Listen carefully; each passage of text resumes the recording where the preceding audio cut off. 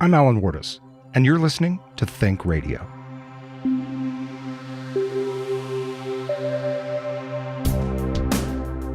I do think that it's possible that if people don't value the public lands enough and don't sort of politically get involved with the public land, it could get chipped away at, for sure. That's Brian Calvert, editor of High Country News. We talked about the role the American West plays in a host of issues, national and global. Stay tuned for a great conversation on this episode of Think Radio. Think Radio is supported by the Gunnison Country Times, Gunnison's locally owned hometown newspaper, and by listeners like you. To find out how you can become a Think Radio supporter, visit kbut.org. Brian, thanks for dropping by today. Thanks for having me. You know, before we really get into the nuts and bolts of why I wanted to talk to you, I have just learned an interesting fact. Okay. And that is that you are a poet. Uh-huh. That's amazing. I mean, I've learned this about poets, though. You find them in all sorts of interesting places, unexpected places. Yeah, I think of myself as an aspiring poet, but yeah. Well, okay, we'll let you get away with that for the moment. But no, you're about to finish up your master's degree at Western. Yeah, Western has a really good low residency program. So I was actually reporting a story for High Country News, and there was a poet in that story, and I was recommended to talk to this former head of the Robinson Jeffers Association. There's this guy named David Rothman. Yeah, I was going to say it had to be David. Yeah, but I didn't know where he was. I didn't know where he was located. I just called him like I would call any other source. And then usually when I talk to people in an interview, I ask them where they're at because I just kind of like to place them somewhere. And he said, "Oh, I'm over in Gunnison. I'm at Western." And of course, High Country News is headquartered in Paonia, which is just over the pass. So after this interview, then I'd been looking around for a low residency program. And so after the interview, I asked whether they had one, and David Rothman said, "Yes, of course we do, and it's excellent. It's very good. You should totally." And it doesn't hurt that he runs it. Yeah, he runs it. Yeah. So he very well plugged it, and so I applied and started the program 2 years ago. Yeah. Well, congratulations, you're almost finished, and I look forward to seeing your poetry. Yeah. Well, one of these days I'll bring it out. Yeah. Good. Well, that brings us to the question, still in the sort of the wheelhouse of words.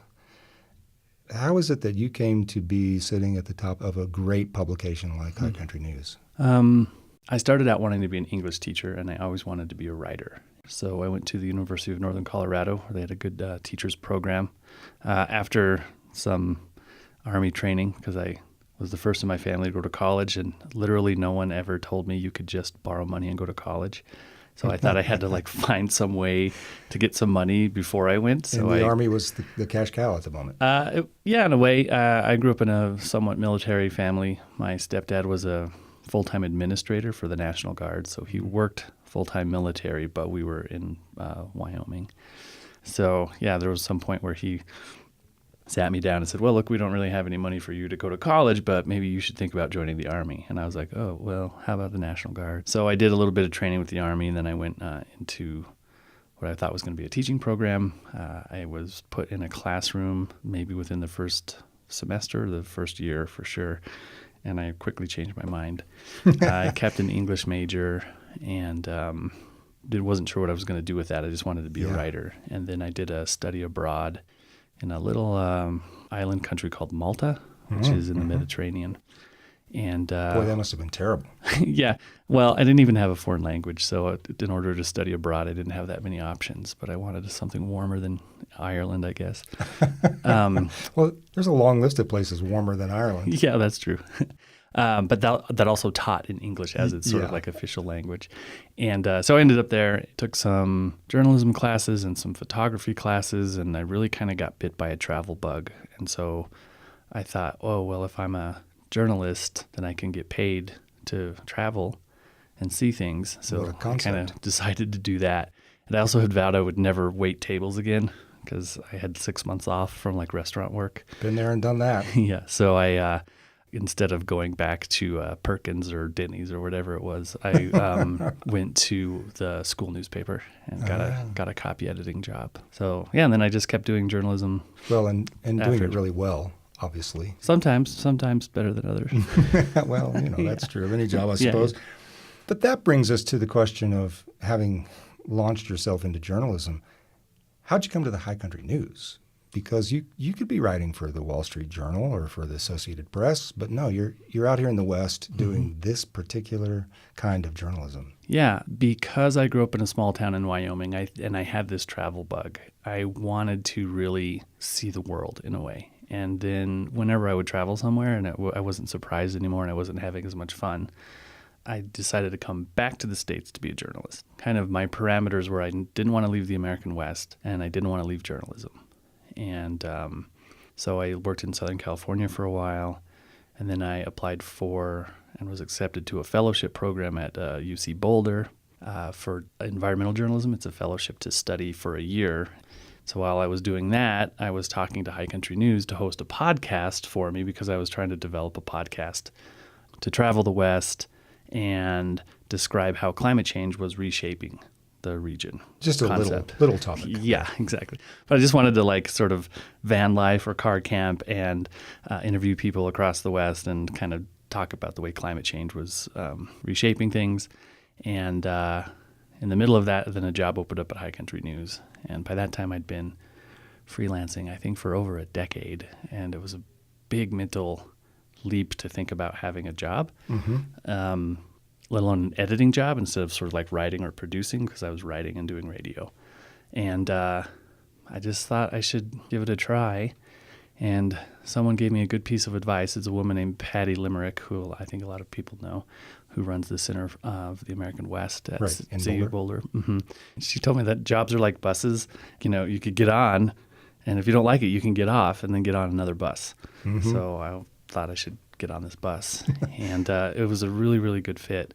Having grown up in rural Wyoming, I kind of understand a certain number of Western issues from a kind of blue-collar, intrinsically blue-collar, trailer park kind of understanding of the West. And then I had this other kind of perspective that I'd gained from being very far outside of the West. Well, yeah, that brings up a question. You'd traveled the world. You'd seen lots of other different places and different communities. What was it about the American West that made you say, no, I'm going back? Well, it's home, for one.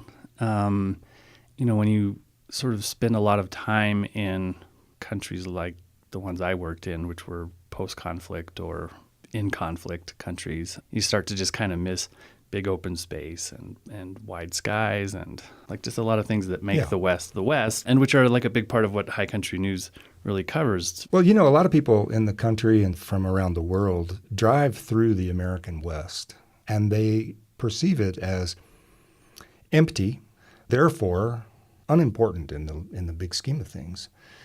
But in my career as a journalist, I've really formed the opinion that it's exactly the opposite, that the American West is in fact sort of ground zero for a lot of the major issues facing all of humanity. Would you agree with that? 100%, actually. That sounds like my stump speech to my reporters and editors. When I got to High Country News, one of the first things I started to tell people was, look, the story is coming to us. It's not a regional magazine. It's a magazine that allows the examination of the human relationship to the non-human world on a vast scale that is not available in most developed countries. So if you spend any time with Europeans, you'll notice very quickly how envious they are of us for this space. And most of their big swaths of nature are gone. So sure, everything's cultivated down to the last square inch almost. Yeah, there isn't the same space. And the public lands that we have in the West basically they define the West, really. Sure. And they were, there's a lot of history of conquest and colonialism and genocide wrapped up in the development of that. And so to sort of grapple with that paradox that there's this valuable resource available to us only because of this sort of westward expansion of the American empire, basically. What do you do with that and how do you value it?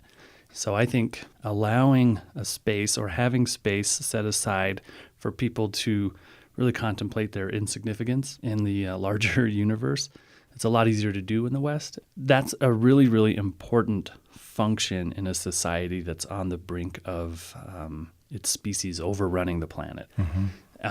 What is our responsibility not only to each other, because the public lands are also a great sort of democratic experiment in clashing values, but how do you also place yourself in this larger context? And that's what the West does. And I think that sort of forefront of environmental thinking or environmental ethics can come out of the West. Well, and even social justice for that matter, because you've mentioned, the colonial sort of genocidal past, but also immigration is wrapped in there. And they're fundamentally wrapped together because you can't really have a ethical relationship to the non-human world if you can't have an ethical relationship in the human-to-human world. And so questions of social justice, environmental justice, and then pure environmentalism outside of the justice question all live together. That's one of the things with the magazine is I try to make the pages of the magazine express that. Well, and I just want to say I think you do a great job Oh, thank because you. I just looked at the current issue, and there's a wide spectrum of coverage there that's going to answer questions for people wherever they happen to be in their community, whatever they're facing. There's something there for them, and so I applaud you and your writers for that. So let's turn to a couple of issues that really sort of define what I was talking about, how these are Western issues but also global. You've already mentioned climate change. In the West, first and foremost, I think, among a lot of different impacts, it boils down to water. In your experience and in your view, what are we seeing on the water landscape across the American West that we can extrapolate from to predict the future? Well, I'll give it a shot. Essentially, what climate change does is it heats up the atmosphere. So you have warmer air, and that has a relationship to the hydrological cycle. So warmer air can hold more moisture, and so the moisture kind of moves around in different ways now. So in the parts of the West that are arid or dry, those are getting drier. And the parts that are humid or wet are tending a little bit more humid. So you're getting huge snowpacks and floods in Montana this year, for example, where you're seeing like super, super dried out Southwest aridness, right? Snowpack is kind of unpredictable. You're getting like huge snowpack. And I think in Crested Butte last winter, just a huge, huge snowpack. That is related to the hydrological cycle, which is impacted or influenced by climate change. So it's not, they call drought kind of a slow-moving train kind of story. It's really hard to cover drought because you're like, is this the one? Is this the drought that's going to make everyone like realize that? 2002, I was convinced that's what was happening. Right, and then you'll get kind of like an atmospheric river will sweep in from the Pacific and just like hose Northern California full of snow, and so really the increase in variance of what can happen with your water is really what we're kind of dealing with. The Earth's atmosphere is basically a chaos machine. Yeah. A chaos machine that we've enjoyed in a certain state of equilibrium up until now. It's just going to get weird for a while. Dry here, wet there, super stormy, etc. What does that mean for people trying to inhabit the West going forward? Well, American culture is now oriented toward risk assessment, cost-benefit analysis, all these things. With computers and models and statistics and math, we think that we can sort of assess risk or sort of really understand what we're in for. The precautionary principle asks us to just be careful no matter what. If there's a chance of harm, then don't really get involved. So be conservative in your use of resources. Well, especially because one of the things we're seeing happen is that the past is no longer a reliable predictor of the future. Data that was gathered in the 1950s is no longer really all that reliable. Yeah, it's just you really kind of have to understand if you're living in the West that you're really living in a very, very precarious environment that is very delicate, and especially in the interior or arid West, its carrying capacity isn't as high as we ever thought it was. And Las Vegas notwithstanding. Yeah. And so trying to prevent a slide into some sort of Mad Max dystopic is incumbent upon us.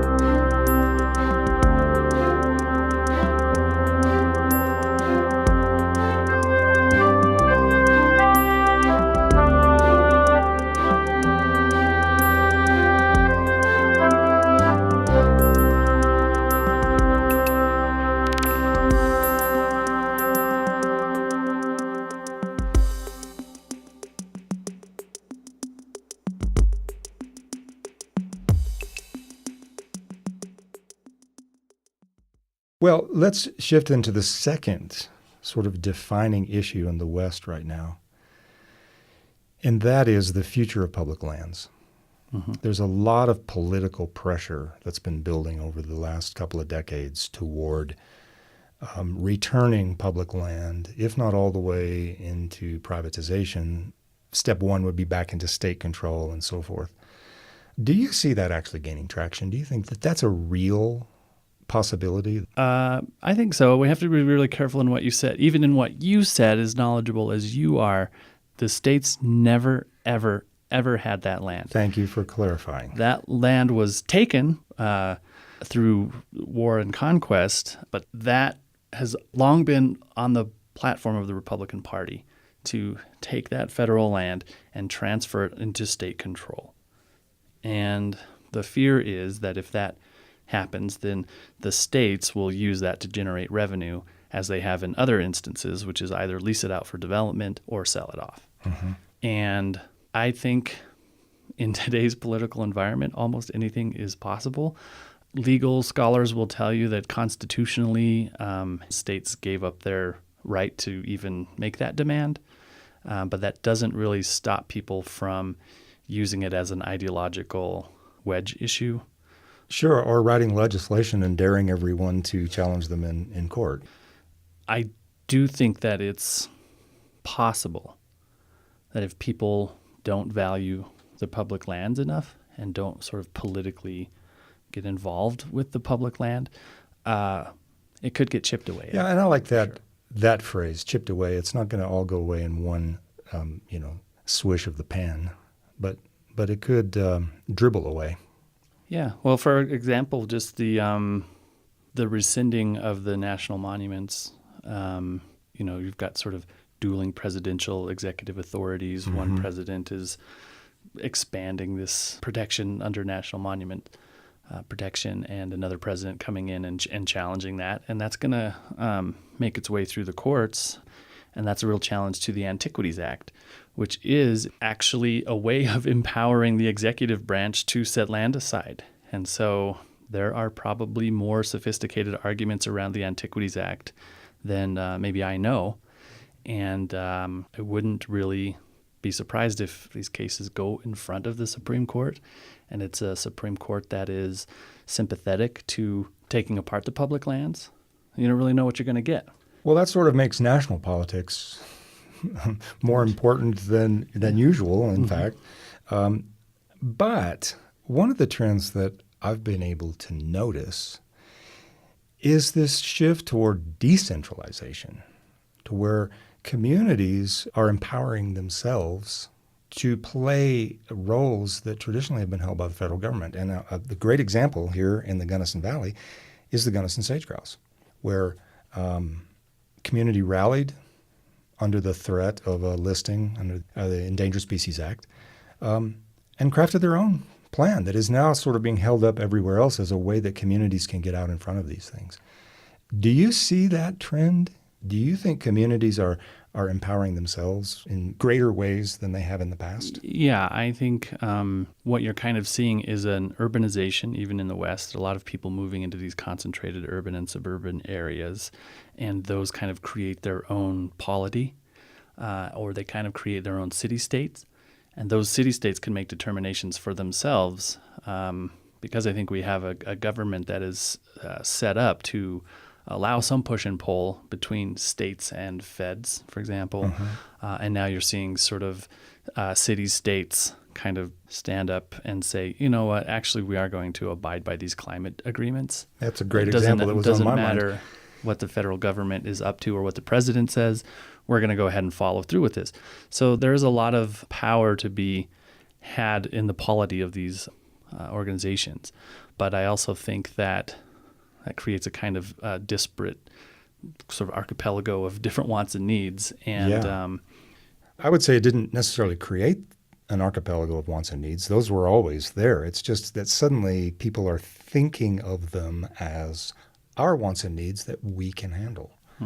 And to invoke the phrase city-state is really pretty powerful because that's what the centralized government was supposed to replace. And if we're swinging back that direction, where do you think that leads? Nowhere good, I think. Yeah. I think where you have these sort of like polarized or disparate interests that are concentrated, I think that creates the potential for conflict. And if you don't really have a strong central government as a place where that conflict gets hashed out, I don't think that's a really good way to go. I think that, our kind of messy democratic republic is a system that can work. It isn't quite functional right now. Let's be optimistic about it and say that it's going through a period of readjustment. Yes. And it's up to us whether it's a readjustment in a negative or positive direction. Yeah. I do think listening to the idea of, democracy shouldn't be two wolves and one sheep voting on what's for dinner. I think that there's a lot of wisdom in that expression. Yeah. And I do think that, if people really working toward representing the minority and the majority so that there's a sort of an equitable attitude toward the minority, either way. I think what's kind of happening now is this, whatever side is in power is just beating up the other side as hard as they can, and there's just like not a lot of compromise happening. I think there's a lot of cynicism out there, but I'm waiting to kind of see what happens with the midterms, to kind of figure out really where we're going. Do you see anything that causes you to be hopeful that this particular state of affairs is moving the citizenry toward greater engagement, greater understanding of issues? Yeah, very broadly, I think that's true. And I also think very specifically, we're seeing an uptick in subscriptions and donations for their magazine, which means that I think a wider number of people are realizing that they need to be better informed if they want to make decisions. And I think this sort of generation of millennials or whatever's coming right behind them are very engaged in their own ways and very savvy and motivated. And I do think that the sort of current environment is energizing a lot of people to get involved. Well, my great friend and mountain poet Art Goodtimes likes to quote a poem that and contains the line, "In every good dance, there's a step back, too." In other words, we shouldn't panic because we've got these challenges on the horizon. This is just part of the dance, is you go forward and you go back. Yeah, the same country that elected Barack Obama is the country that elected Donald Trump. It's the polity, right? And so I think there's some wisdom in that, although I also worry that one piece of bad news after another can become very despairing. I think our culture is very outcome-oriented or goal-oriented. As opposed to process-oriented? Process or just being, or even masterly-oriented. So after the election of Donald Trump, there was a lot of disappointment from some of my younger staff, and we had a meeting where one of my reporters was like, "What am I doing? I can't even make people understand what's going on with this Trump administration," or something like that. And I said, "Well, you can't really worry about that. All you can really do is wake up every morning and go to work and do a good job. Continue to cover the things you cover. Yeah, and not worry about the outcome." Yeah. And I think there's a lot in there to sort of keep despair at bay if you just kind of stay in the pocket, do a good job, show up every day. And that's what we try to practice. And then I also instituted the reading of haiku at the end of our weekly Monday editorial meetings, just so. Well, we're full circle to the poet. Well, yeah. I mean, it's sort of, if these Japanese poets were worried about this 800 or 1,000 or 1,200 years ago, we're still here. Yeah, the wheel in the sky keeps on turning, to quote other poets. Yeah. Well, on a more positive note, you've made the decision to move your editorial staff from Paonia to Gunnison, and you're going to be located here at Western State Colorado University. Very excited about that. I'd love to hear from you exactly what went into that decision. Why Gunnison? Well, it's more than Gunnison. So some of us are in Gunnison, but it's more a strategic decision to disperse my editorial staff across the West. I see. And to really use the tools of telecommunication that have sort of developed over the last 10 or 15 years to, just spread the staff out, and it's an experiment. So a few of us are over here in Gunnison. Headquarters is still in Paonia. Some of the production and editorial people are still over in Paonia. Then we have people kind of spread out. One's in Tucson on her way to Davis, outside Sacramento. We've got one in Portland, 2 in Seattle, and 1 heading toward Moscow, Idaho. So it's a way of kind of, I think, recognizing that High Country News is a magazine where a lot of people want to work, but it's not necessarily in a place that's perfect for them to live, let alone their partners or spouses. So how can we mitigate that? And we can do that, I think, by trying to stay as a really tight team dispersed across this region that we cover. Well, and you're right, technology now makes that possible in a way that wasn't 20 years ago. It does, but there are challenges in terms of just the human element of working alone or remotely. We try to find shared workspaces where people can work, alongside other freelancers, for example, or borrow space in other newsrooms. Western here in Gunnison has really kindly given us a couple of offices to work out of and some access to some of the conference rooms and stuff like that. So there's a benefit to that, and also being plugged into a lot of the expertise that is here at Western, in terms of asking these sort of big questions that we're asking, and also asking the really more specific questions about the West or the Intermountain West, conservation, environmentalism, stuff like that. Which, as we've already said, tend to be also global questions. Yeah, it jumps into big questions right away. Yeah. And the environmental studies folks over here understand that very well.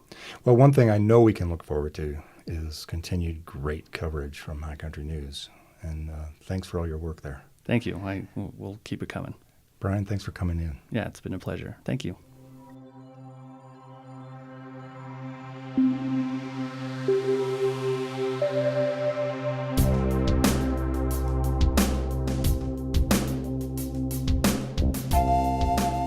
Think Radio is a production of Alan Wardis Media. To contact Alan, visit alanwardismedia.com.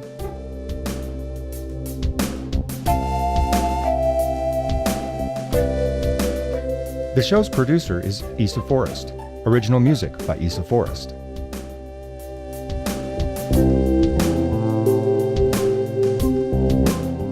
Thanks for listening. Join us next week for another great conversation on Think Radio.